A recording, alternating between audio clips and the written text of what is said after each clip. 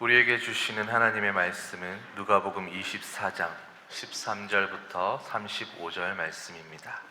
신약성경 139면 누가복음 24장 13절부터 35절 말씀 한 절씩 교독하겠습니다.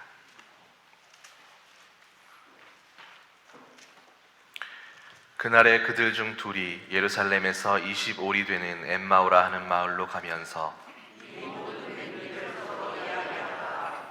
그들이 서로 이야기하며 문의할 때에 예수께서 가까이 이르러 그들과 동행하시나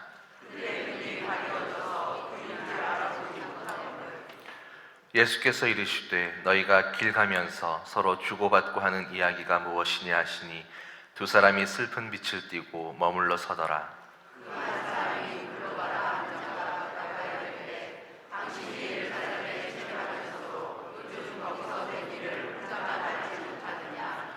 이르시되 무슨 일이냐?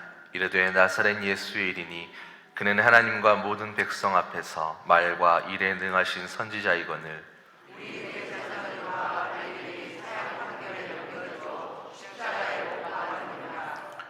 우리는 이 사람이 이스라엘을 속량할 자라고 바랐노라.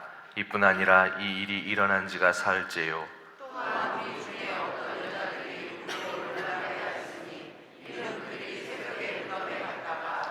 그의 시체는 보지 못하고 와서 그가 살아나셨다 하는 천사들의 나타남을 보았다 함이라.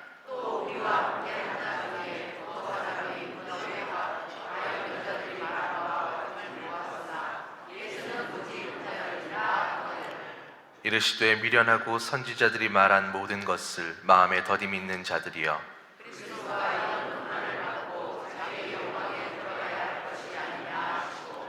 이에 모세와 모든 선지자의 글로 시작하여 모든 성경에 쓴 바 자기에 관한 것을 자세히 설명하시니라.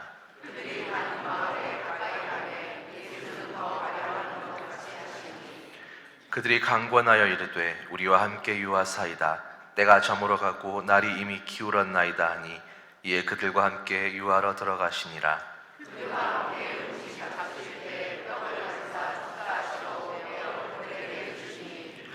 그들의 눈이 밝아져 그인 줄 알아보더니 예수는 그들에게 보이지 아니하시는지라.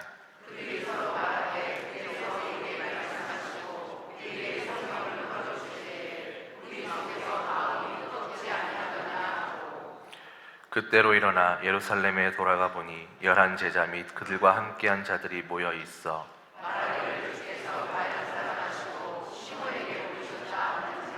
함께 읽겠습니다.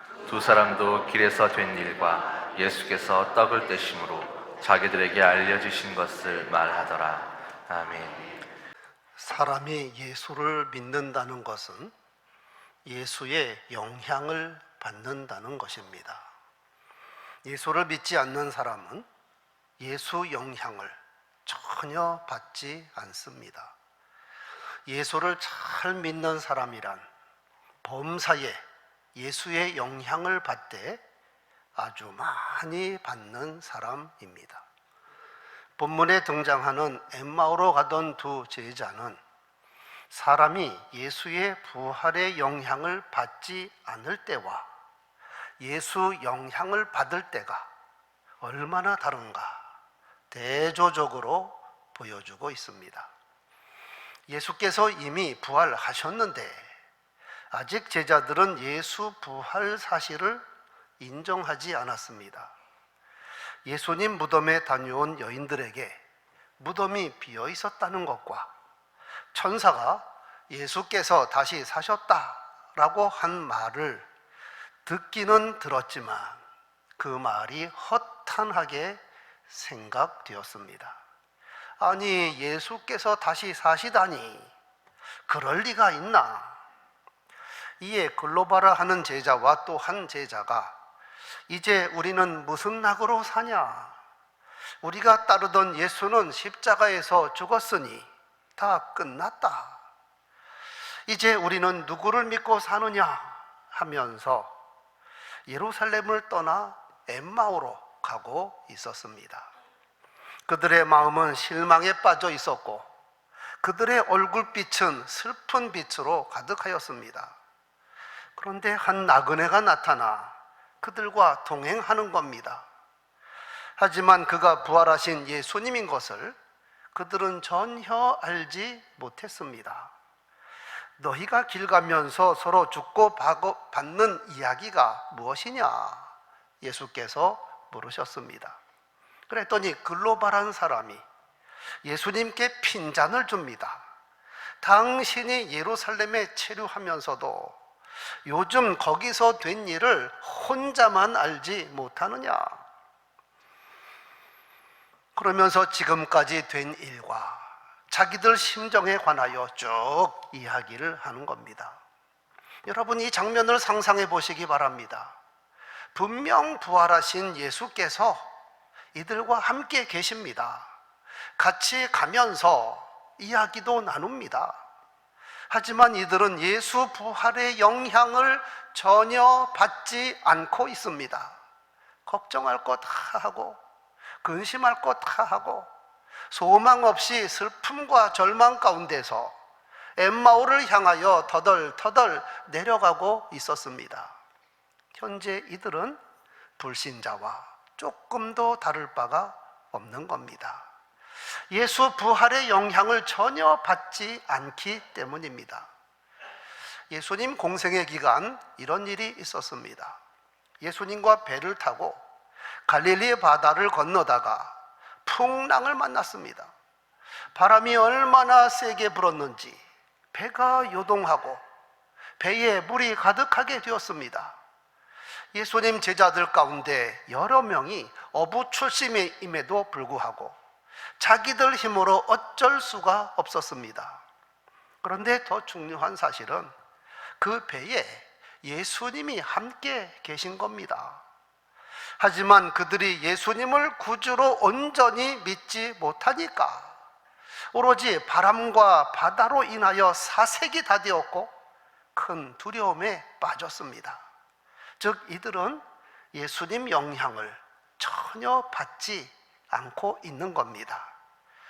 최후 수단으로 주무시는 예수님을 깨움으로 문제는 해결이 되었으나 믿음이 없는 자들아 왜 두려워하였느냐? 라는 책망을 면치 못했습니다. 육신의 예수님이나 영이신 예수님이나 나와 함께 계시고 바로 내 곁에 계셔도 내가 믿지 아니하면 예수 영향 받지 않습니다. 그러면 불신자와 다를 바가 없습니다. 그러므로 예수의 영향을 받아야 성도라 말할 수 있는 겁니다. 다시 본문으로 돌아와 엠마오로 가던 두 제자에게 예수께서 말씀하십니다. 너희는 참으로 미련한 자들이구나. 선지자들이 말한 모든 것을 마음에 더디 믿는 자들이구나 하면서 안타까워하셨습니다. 그리고 모세의 글과 모든 선지자의 글로 시작하여 성경입니다. 모든 성경에 쓴 바 자기에 관한 것을 자세히 설명하셨습니다. 지난주에 말씀 받은 대로 예수 부활의 근거는 이미 주신 말씀입니다. 말씀 안에 모든 답이 있고 말씀 안에 하나님의 계획이 다 있습니다. 예수님 공생의 기간 자신이 예루살렘에 올라가 고난을 받고 죽임을 당하지만 제3일에 살아난다고 3번이나 말씀하셨습니다. 그런데도 제자들 속에 이 말씀에 전혀 생각이 나지 아니하니 빈 무덤을 보아도 예수님 시신이 없는 것을 보아도 혹시 부활한 것 아닐까 이런 생각조차 하지 못한 겁니다.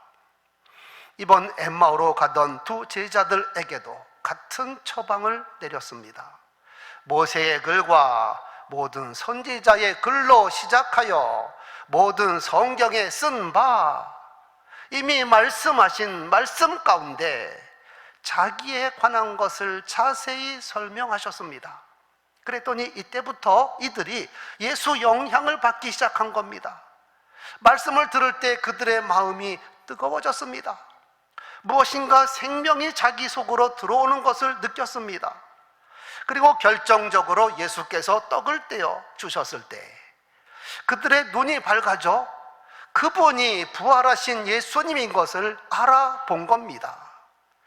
그랬더니 그들이 순간 예수의 부활 영향을 얼마나 강력하게 받았는지 그들 심령 가운데 기쁨이 충만하였고 담대한 믿음이 생겼습니다. 어두운 밤인데도 불구하고 예루살렘을 향하여 달려갔고 제자들을 만나서 소리치기를 예수께서 다시 사셨다, 우리가 부활하신 예수를 만났다 증거하였습니다. 예수를 만난 이들은 엠마오로 내려갈 때와 전혀 다른 사람이 된 겁니다. 부활하신 예수님이 더 이상 그들 눈에 보이지 않는데도 그들은 예수 부활의 영향을 받아서 이렇게 강력하게 새로운 삶을 살고 있다 이 말입니다. 여러분, 예수 부활이 나와 어떤 관계에 있습니까? 부활하신 예수님이 지금 내게 어떤 영향을 끼치고 있습니까? 성도는 예수의 영향을 많이 받으며 사는 사람이어야 합니다. 예수 부활의 영향을 강력하게 받아 인생이 변화된 사람이 온전한 성도입니다. 본문의 두 제자와 같이 아무리 예수께서 부활하셨어도 자기가 믿지 아니하면, 온전히 믿지 아니하면 자기와 상관이 없고 예수 영향 받지 않습니다.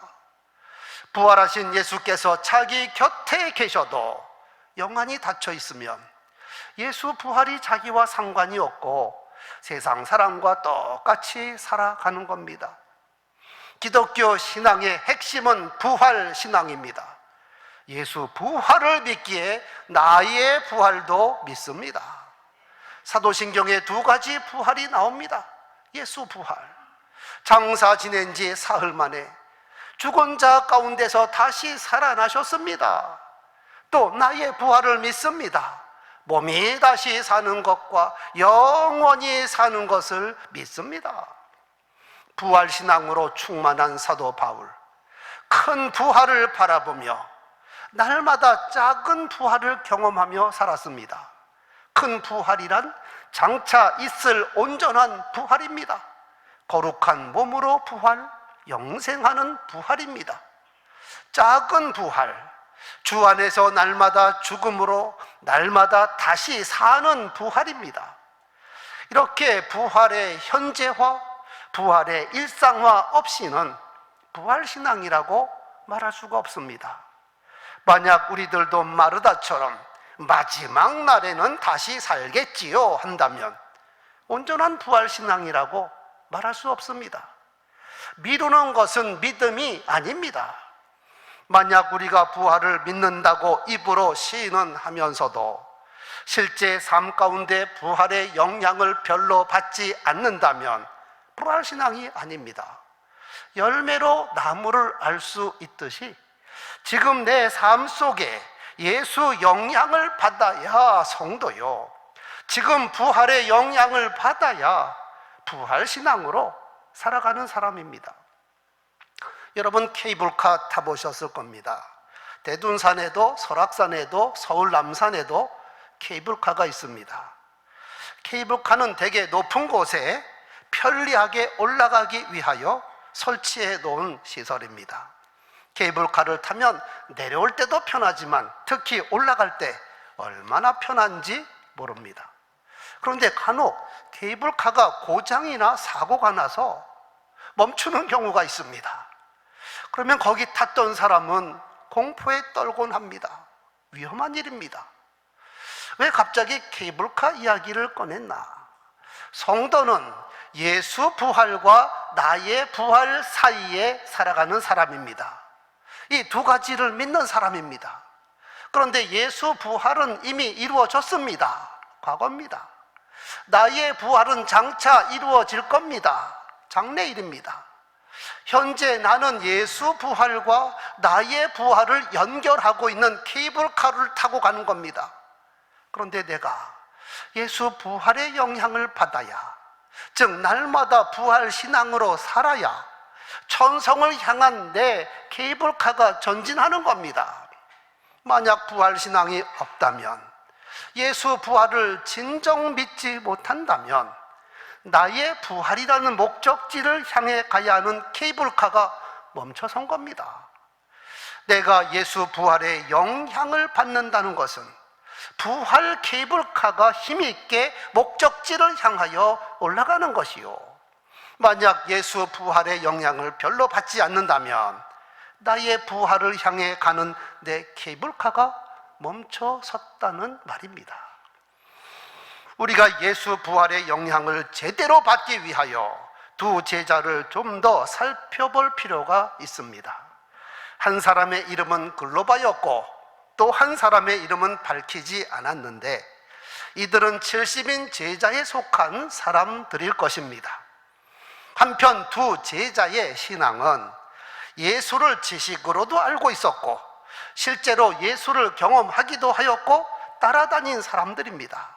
19절, 예수를 하나님과 모든 백성 앞에서 말과 일에 능한 선지자로 알고 있습니다. 21절, 우리는 이 사람이 이스라엘을 속량할 자라고 바랐노라 말합니다. 그리고 이들은 예수 부활 문턱까지 다다른 사람입니다.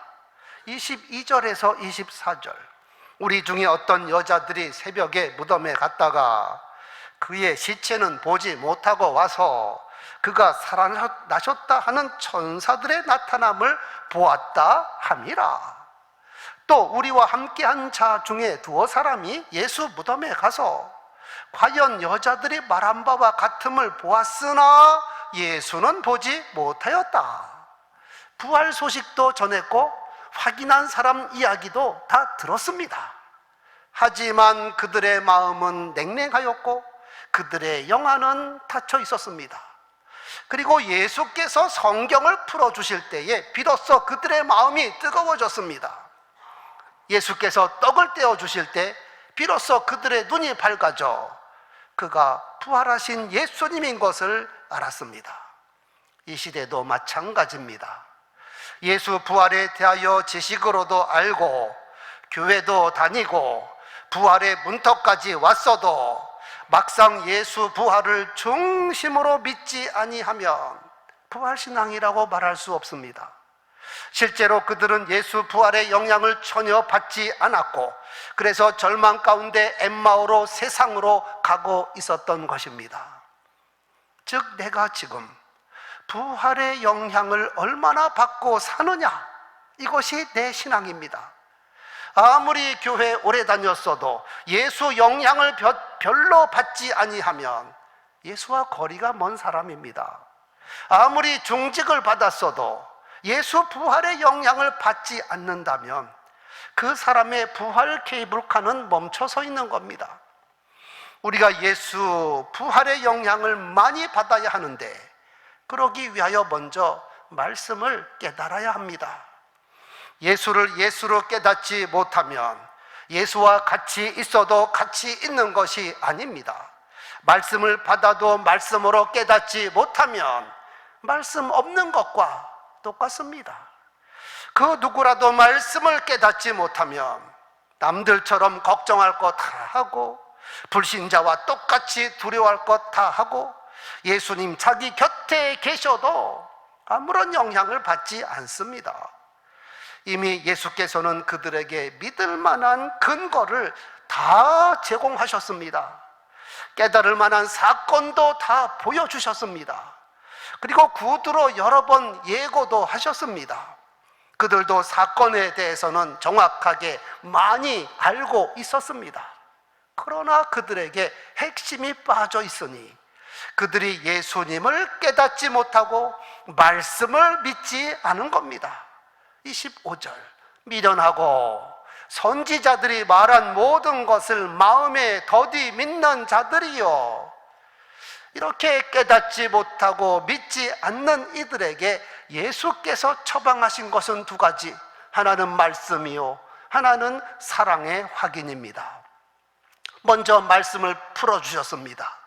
그리스도가 이런 고난을 받고 자기 영광에 들어가야 할 것이 아니냐, 성경에 다 기록되지 않았느냐? 그러면서 모세와 선지자의 글로 시작하여 모든 성경에 쓴 바 자기에게 관한 것을 자세히 설명하시니라. 말씀을 말씀으로 제발 믿어라. 그랬더니 그들의 마음이 뜨거워지기 시작했습니다. 두 번째는 사랑의 확인입니다. 여관에 유하러 들어가서 그들과 함께 음식을 잡수실 때에 떡을 갖고 축사하시고 떼어 그들에게 주시니 그들의 눈이 밝아져 그인 줄 알아보았습니다. 오, 주님이시군요. 정말 다시 사셨군요. 예수께서 떡을 가지사 축사하시고 떼어 그들에게 주셨다 하는 것은 성찬식의 재현입니다. 너희를 위하여 내가 살이 찢기지 아니하였느냐? 내 살을 의미하는 이 떡을 받아 먹으라. 즉 예수님의 사랑을 체험적으로 증거하신 겁니다. 성도 여러분, 우리는 끊임없이 말씀과 그리스도의 사랑으로 내 마음이 뜨거워져야 하고 내 눈이 밝아져야 합니다.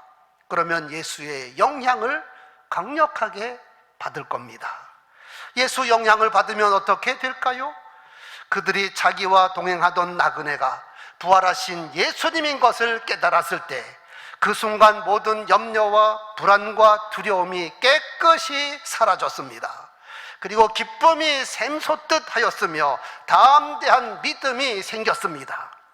그들이 예루살렘에서부터 내려올 때는 터덜터덜 천근만근으로 내려왔지만 예수의 영향을 받으니까 마치 사슴이 뛰듯이 예루살렘을 향하여 달려갔습니다.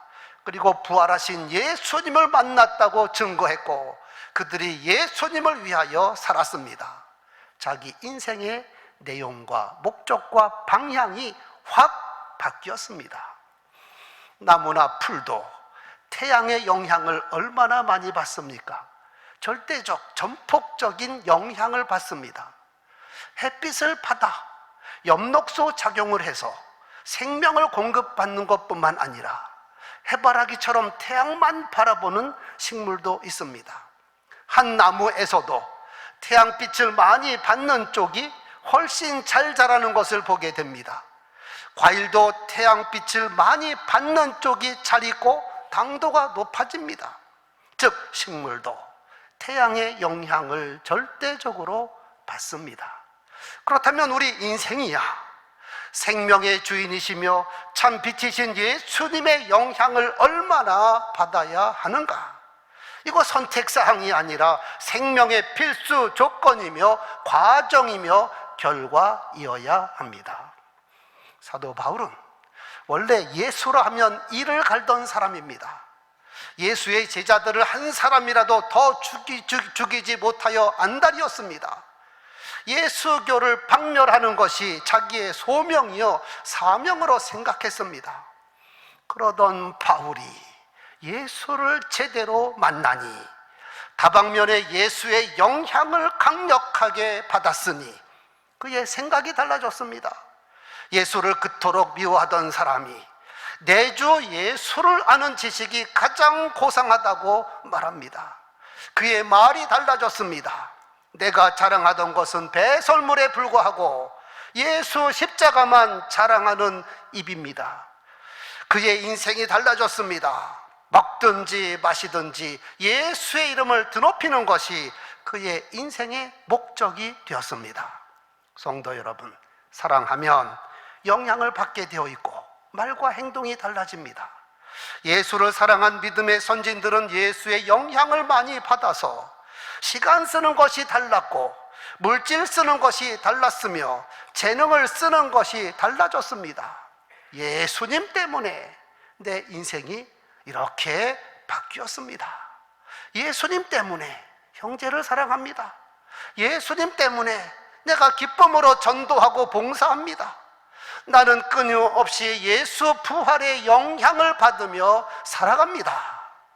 우리도 말씀을 말씀으로 믿어 예수 부활의 영향을 강력하게 받아야 합니다. 부활하신 예수를 실질적으로 모셔서 예수 영향을 많이 받는 사람은 어떤 형편과 처지에서도 평강을 누립니다. 악한 죄 파도가 많으나 마음이 늘 평안해. 내게 능력 주시는 자 안에서 내가 모든 것을 감당할 수 있느니라. 시간을 쓰는 것도 예수님 기준으로 다시 편성하고, 물질을 쓰는 것도 예수님 영향을 받아 예수님 원하시는 것부터 사용하고, 활동하며 생활하는 모든 것이 예수 중심으로 바뀌게 되는 것입니다. 그래서 부활장이라고 일컫는 고린도전서 15장의 결론을 이렇게 맺고 있습니다. 우리 주 예수 그리스도로 말미암아, 예수 그리스도는 사망 권세를 깨뜨리신 부활하신 주님이시니 우리에게 승리를 주시는 하나님께 감사하노라.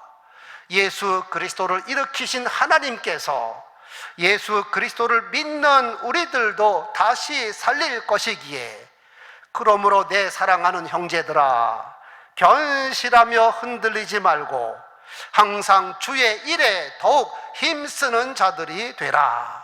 이는 너희 수고가 주 안에서 헛되지 않은 줄을 알미라. 성도 여러분, 우리 모두 예수의 영향을 많이 받아 날마다 새로운 피조물로 살아가며 거룩한 삶 살아 하나님을 기쁘시게 하는 성도 되기를 주의 이름으로 축원합니다.